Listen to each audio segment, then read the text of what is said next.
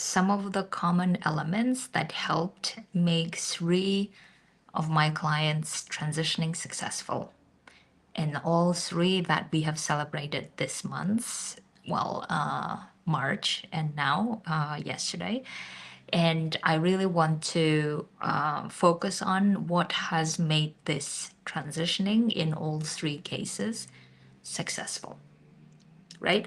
So I want to talk more about who these clients are, give a bit of a background, and then talk about what has made this successful in the sense that they went to the exact outcome that they wanted. Hi, everyone. In case we haven't met, my name is Estela Romanova. I'm a life coach for transitioning humanitarians. And in this channel, I want to talk more now about specific case studies and people and how they are making this transitioning happen, and also how they're going for the jobs and lives that they want to without giving in to the fear and worry and all the chaos that's going on. So let me go into the details of these case studies and how the success was possible, right? So the first one is the case study of an amazing client who we were celebrating yesterday, actually, getting a UN job while never working for UN before and getting hired at P2 level. And the second case study is of another amazing client who started working with small companies in different contexts in different countries, offering her services as a coach. And the third client who recently left her job because she was let go by her job, but also she had been wanting to leave the job for a long time. We had worked on how to leave it and how to make it successful in another job. And she recently got a consultancy with another organization that she really likes and appreciates. And it is a remote job, and it is the job that allows her to be with her loved one and start a family. So in all of these 3 situations and journeys, I really want to focus on what has made these journeys successful, right? What has made this journey successful in the way that they got the exact job they wanted, they got the remote possibility the way that they wanted, except in the first case, she wanted to work in the office, and that's what she's doing. And they wanted to get the jobs that they really believed in and were getting paid well for that job. So, what has made these 3 case studies or cases successful in the transitioning? First is the part on the resistance or the fear, right? So, the resistance and the fear usually come up in every stage of our transitioning, but usually it comes a lot harder in the beginning of transitioning. So, if I take the first example of my client who kept wanting to work for UN, but because of all of this situation that happened, especially in the last year, shook her a lot and made her feel like, is this even realistic, right? Is this even like I'm too late for this? Is this even realistic? Whether it's going to work? I will keep working towards it, but I'm not sure if I will ever get considered, especially after having been rejected many times. And this feeling of, is it even worth it? Is it even worth trying? And or should I just get another job? These are the parts of the fear and resistance that will keep happening, especially in the beginning. And our job is, especially coaching on those resistance and fear, is what will make the difference, right? If we don't keep working on them, and especially if we don't understand how our fear want to dictate where we go and where we don't go, and how we manage that fear, how we manage that resistance, makes all the difference. In fact, today I was coaching a client who finally feel like she's going for private sector transitioning and finally feels like, okay, I feel like I've got this now, this emotional hurdle of it feels very uncomfortable. It feels very like this is a different way of doing things, right? And she finally started networking with people and sending messages. And she says that out of 20 messages that she had sent, two responded, and she will be having conversations with them.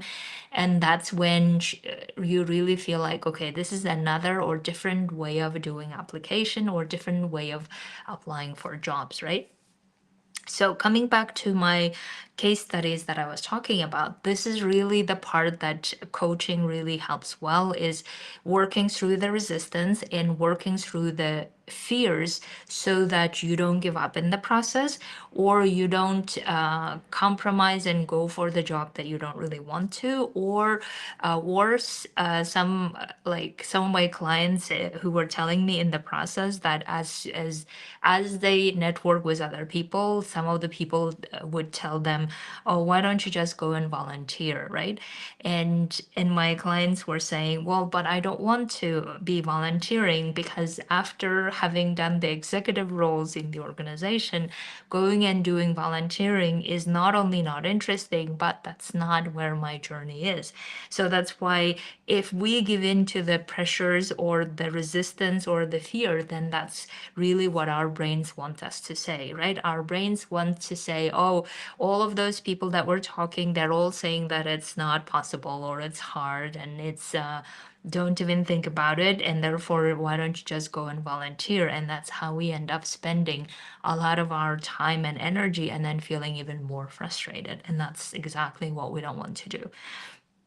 So that's why in my coaching, the main thing that I really want people to really understand is that either our belief system gets stronger as to how we can get the job we want to, or we keep compromising and sacrificing and volunteering and all of those things, and then feeling like it's even more frustrating, and we even lose more trust in what's possible, and therefore we go as if like down spiral, and it feels very difficult to get out of it, right? So that's why instead of being in this situation, I really want people to go and learning how to trust and building that belief system more, that they can get the job they want to, because the belief system or that desire that we are capable of making that shift, the desire or the innate feeling of knowing that we can make that transitioning successful, that is what will get us through these turmoils and storms as we do that. So that's why our job is, instead of keep entertaining the resistance, instead of keep entertaining the fear and how it's not possible and how we want to focus on the desire and our ability to make that happen. So that's the biggest part that keeps making us determined, keeps making us persistent in getting the job we want to. So the first client that I was talking about, that's really what got her to getting that UN job in the midst of this chaos that we're going through currently, is that determination, that persistence of knowing that even if we're so afraid, and even if a lot of people around us saying that it's not possible and why are you even trying, you are too late, that we are capable to keep going towards that dream without any derailment in the process, right? So that's the biggest part. The next big part that made this transitioning successful also, the the action part of knowing what are the elements of making that happen, right? The action part, I think the trust and determination are amazing skill sets that we can all work towards or develop. But the part that makes the difference is actually taking action of networking, taking action of getting to know other people from that environment where we want to work, getting to know excuse me, what are their funding situation, what are the possibilities, what are their what are the real opportunities within that organization or company. The same goes for my client, the second client that I was talking about, that she's working with different companies to offer her services. Getting to know those companies and getting to understand how they work, what are their structures in place, what are the ways they work with other vendors, with other service providers. All of this we need to find out by networking with those people. And if we don't find out, then we're not able to propose our solutions or our expertise in this specific tailor-made way, right? And that's exactly what we have done, and that's exactly what is needed currently.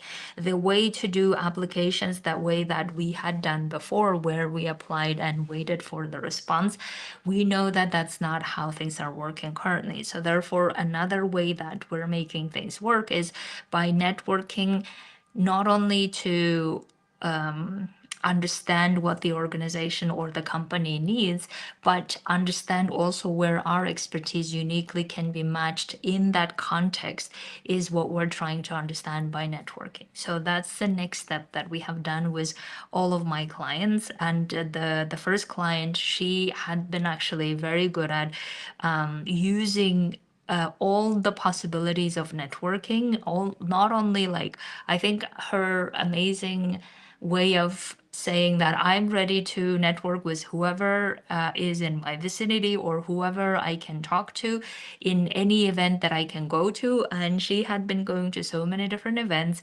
And then in the end, to realize that the person that she had recently learned, got to know, was the one telling her that if you need support to get a job in this sector or in this organization, that I might be able to help. And that person offering that himself, right? And the same goes for my client, the third client that I was talking about in this case study, where she was like, after networking with a lot of different people, she had a casual conversation with someone that she respected his work from a long time ago, I think 10 years ago. And then she happened to have that conversation with him.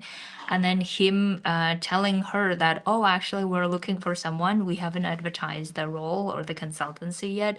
And we don't want to advertise because it is just so much to handle if we advertise, and so many people coming over and doing a lot of the recruitment process that we don't want to. So therefore, we could give that consultancy to you if the donors conditions are donors conditions permit, right? And that's how she got the consultancy. That was not even announced or publicly announced to anyone. She didn't know about that. They just happened to mention it because they knew that this client of mine was working in a similar field, and they really appreciated her work. So that's why how the consultancy came about. So the same goes for networking in any field, right? Whether it's in the private sector, or whether you are starting your own business, or whether you are in the humanitarian sector, the networking can work in a way that does not sound like needy, does not sound like I need favors from you, does not sound like, oh my God, I don't know what I'm doing, I hate networking, I am unethical, or all of those judgments. We can do the networking without those judgments as well. We need to understand how is our style of doing it, right? How's our style of doing it in a way that feels powerful to us, in a way that feels honest, that feels genuine to us, without those judgments that we have. And we need to work through those judgments so that they don't interfere. And then we really can get good at doing networking. And I was talking to a client today about this, that she is already feeling good about how she can talk to people that she has never met. And now we're getting to a phase of understanding how she can find out more information about the company and about what are the specific roles in the company that she could be a great match. And then we will work on positioning her to offer those specific solutions, specific skill sets and experience that the company needs, so that they can see her as a great match without even going and doing recruitment, or even if they're doing recruitment, confirming once and again that she could be a great match in that role, right? So the second part of the what makes transitioning successful is the the relevant actions that we need to be taking. And it might be sometimes the volume game, meaning that the more we network, the more we start understanding who our people are, that or who are the companies that we're targeting, or the organizations that we're targeting, what are the opportunities there are, and then working through how to position ourselves, right? So these are all the actions that we need to be taking, obviously. Depending on which transitioning you are going for, the actions will be specific. So in the first case of my client, the actions that she had taken, beside working through the mindset and in the resistance, all of this, she had networked with every possible event that she could go to, every possible ways to talk to other people, even though it felt very uncomfortable in the beginning for I think for all of my clients. So the actions were the working through the resistance and the fears and all of those judgments, right? And then the second action is networking with as many people as possible, and then understanding opportunities, and then of course third, applying for jobs as well. So for the second client's case, the main action was really networking with the right people from the companies, like deciding which type of companies to go for, and then networking with those companies, and then also positioning herself in terms of what she will be saying, how she will be saying, what she will be offering, how much she'll be offering for, and then feeling good about those prices, right? So these are the actions that she had taken. And the third one is the actions that we had worked through, is really deciding what her life by the end of this year looked like, and then how we make that happen. And when we had been discussing and deciding on this, she told me that the life that she had wanted by the end of this year is that she's happily in a relationship, and pregnant, and living with her loved ones, and having a job remote, and making good money. This were the visions or the desires of how her 26, the year 26 ended. And we have then structured everything according to how to make that happen. Right?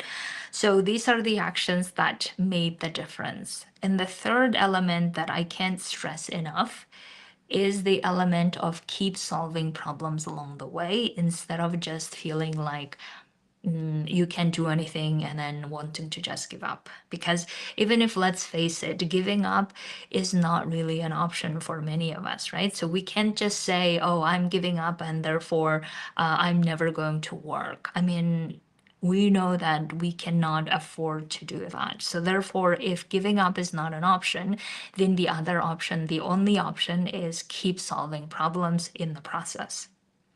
And the better we get at solving problems, the better we get at managing all the emotion that comes with it. Right? As I said in the beginning, the resistance and the fear, these are the two elements that we need to learn how to solve anyway. But beyond this problems, we need to be solving every time as to let's say we had done the networking with those people, what had worked so far, what hasn't worked so far, especially when we are networking with people. Are we getting the outcomes that we want to, especially the outcomes of getting referred to other right people, especially the outcomes of us being comfortable telling our offers or telling our services and how much it costs. Are we able to do that? The networking to find out where in the company we could position ourselves and how that positioning can look like. And the more we keep getting precise and specific about that, the better our chance are of selling our expertise, right? So therefore, the more we practice doing it, the more we start understanding, okay, what are the problems that we're solving? What are the problems that still needs to be solved?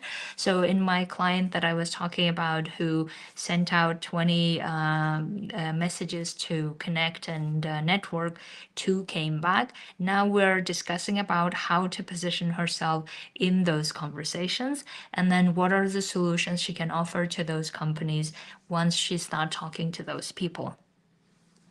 Right? So the more we start getting into the nitty-gritty of okay, this has worked, this hasn't worked, now let me do more of the things that has worked, and within that what has worked, we can now get more tailor-made as to, okay, this is the solution that fits for this person, this is the solution that may fit for this company, this is the solution this company is wanting, so therefore let me offer that.